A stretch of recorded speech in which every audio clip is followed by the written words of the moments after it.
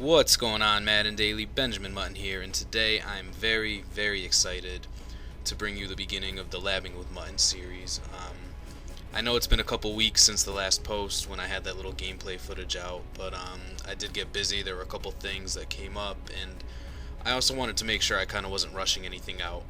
So I took the suggestions from you, and the first book that I did take a look at was the Chicago Bears.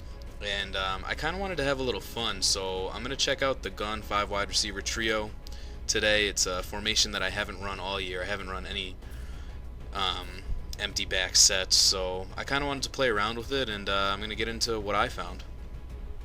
So the first play that we're going to be looking at here, guys, is the Y shallow cross.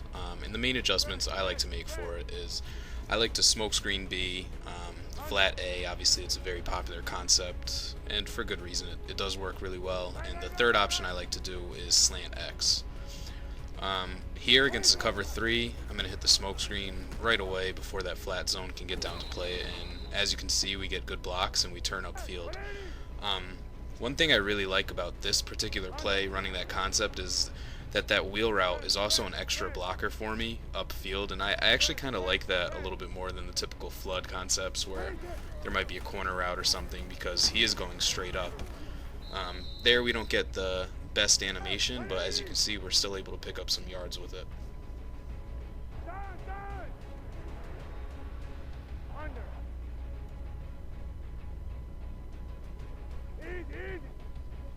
So again, here we smokescreen B, flat A, and we slanted X. And just looking at another option here, that little drag, especially if we're not sure if that screen is going to get locked up. Sometimes people like to manually lurk that.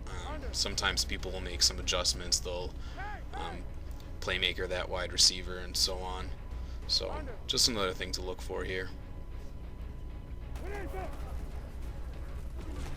And again, as you can see, it's a nice quick option, and you can pick up, 5 yards, potentially get a block and take some upfield. So now here what I'm going to do is I'm going to show you what I like to do if I'm pretty positive that it is a cover 3. The setup's going to stay the same. I'm still going to drag A, and I'm going to slant X. The only difference this time is I'm actually going to leave B alone. And you're going to see the reason for this. That B route versus a cover 3 is wide open. It really finds the hole in between the deep blue and the 2 hook zones. It's just a really great option when you know it's cover 3. It's not something that I'll throw versus everything. Even man coverage can sometimes lock it up. It doesn't have like a very big break. What I do like to do though is I like to pass lead it a little bit to the left.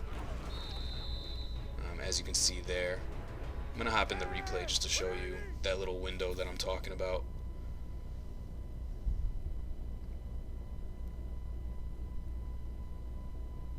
So it's right about here where you're gonna find that window, and you're gonna split. You're gonna see a little triangle between the 2 hook zones in that deep blue. And now this is where slanting X really helps me, because that slanting him there is gonna kind of pause that hook zone, because he's gonna have to come down. He can't just disregard that slant, and that's gonna allow me to really fit that ball in over his head and still under that deep blue zone for a really good chunk of yards. So, and again, one last time, I'm going to show you this play versus a cover 3. And you're just going to see B get wide open in that window for a really, really big chunk of yards. So now we're actually going to show you this play getting into man coverage. I chose a 2-man under because for this particular play, it's actually going to make it harder for what I like to do versus like a regular cover 1. Versus a regular cover 1, this little concept's going to be easier. What you're going to see here is I'm going to set up the play the exact same, but what I'm really looking for this time is I'm looking for that wheel route who just gets absolutely wide open, just torches his defender once he makes his break, and he's wide open for a really nice big gain upfield. Now you're going to see that deep blue will get there, and he will make the tackle here, and again, that is because I'm in a 2-man under, whereas if I was in a cover 1, I could also split him, and there's a really big chance that that wheel route goes straight to the house, because he's just not going to be able to make up the field in time. So here I'm going to go and show you what happens. You're going to see Richard Sherman comes down, plays that smoke screen. I'm just bringing defenders, and I'm leaving that flat route too to keep that middle linebacker out there too. So what I'm really setting up is I'm keeping everybody down low so that that wheel route, all he has to do is beat his one person, which he typically will versus man coverage, and you're going to be wide open for a really nice gain.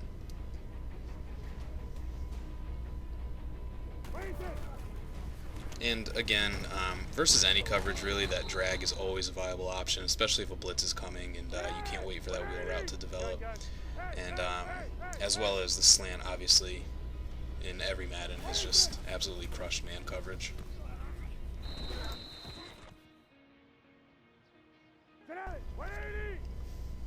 So, and now, the same way we did versus the cover 3, we actually also have the option to leave B in that route. And I'm not doing it to actually look for B in this case. Sometimes you can, he will be man coverage. As you can see there, he was locked up. But the main focus of me doing that is actually to get Richard Sherman even more out of the way over there. So I'm kind of dragging that defender completely off of that half of the field, which should allow the wheel route to get even more open.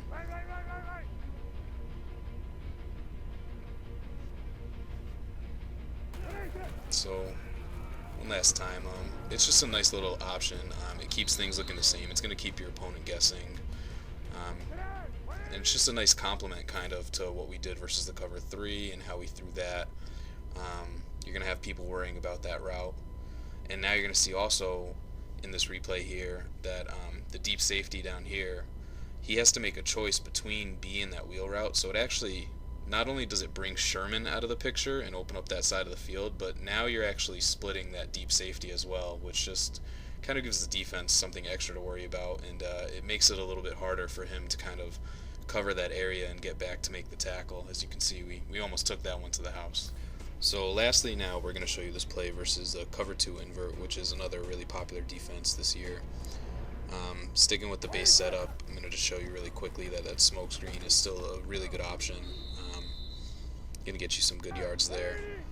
I'm going to show you what else I like to do when my opponent's running a lot of cover 2 invert, and I think that it's coming again, and I see not a lot of defenders over there. I like to fade or streak A, and why I like to do that is because you're going to see, versus a cover 2 invert, it's going to really give that deep blue that's kind of going to the inside a really hard time, and it's also going to open up that wheel route kind of the same way it did in man. So last time I showed you that I did it with a fade, and this time I'm going to show you that it's going to work the same with a streak. You're pretty much just giving Richard Sherman 2 people to defend in that deep blue, and he's not going to be able to cover them both. As you can see, the wheel route got open both times that time, but sometimes, depending on whatever adjustments your opponent makes, you might see him kind of move more towards that wheel route, and if that's the case, then you're going to see A is going to get wide open. So in the replay here, as you're going to see, he follows A, he follows that streak, and by the time he turns around and realizes that it's going to the wheel route, it's just way too late. So that's about going to sum it up, guys, for this play. As you can see, it works versus 3 of the most popular defenses this year. Tomorrow we're going to be getting into the mesh, which is a really nice complement to this. I hope you guys enjoyed it. Leave me your feedback, and until next time, take care.